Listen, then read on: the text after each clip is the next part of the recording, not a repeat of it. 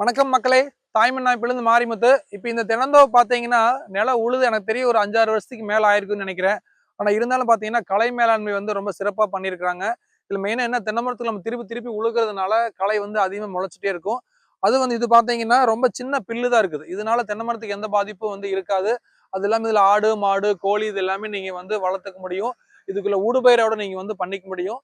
தென்னை மரத்துக்க பொறுத்த வரைக்கும் நீங்க எப்பவுமே வருடம் 2 போகன்னு உழுக தேவை இருக்காது. தென்னை மரத்துக்கிட்ட மட்டும் கொஞ்சம் சுத்தமா வச்சிருந்தா போதும். இது ரொம்ப சிறப்பா களை மேலாண்மை பண்ணியிருக்காங்க. நெறைய பேரு வந்து இந்த விசப்பூடு, துத்திச்செடி இந்த மாரி நெறைய வளர விட்டுட்டீங்கன்னா, அது விதைகள் திருப்பி திருப்பி உழுந்துட்டே இருக்கும். நம்ம திருப்பி உழுகும் போதும் திருப்பி மண்ணுக்குள்ள போன விதைகள் முளைச்சு வந்துட்டே இருக்கும். இந்த மாரி உழுகாம இருக்கிறதுனாலயும், பெரிய செடிகள் எதுவும் இல்லாம இருக்கிறது வந்து ரொம்ப நல்லா இருக்கும் உங்களுக்கு வந்து. முக்கியமா வந்து தென்னை மரத்துக்கு வந்து களை மேலாண்மை சிறப்பா பயன்படுத்தினால செலவினங்கள் வந்து நமக்கு ரொம்ப குறைஞ்சிரும். அதே மாதிரி தேங்காய் போடுறதுக்கும், தண்ணி விடுறதுக்கு எல்லாமே ரொம்ப சௌரியமா இருக்கு இந்த இடம். முக்கியமா கள மேலாண்மை வந்து ரொம்ப சிறப்பா பயன்படுத்துங்க. அதுக்கு முக்கியமா நீங்க நிலத்த அதிகமா உழுகாம நீங்க வந்து இருந்தீங்கனாலே அது போதும். நன்றி.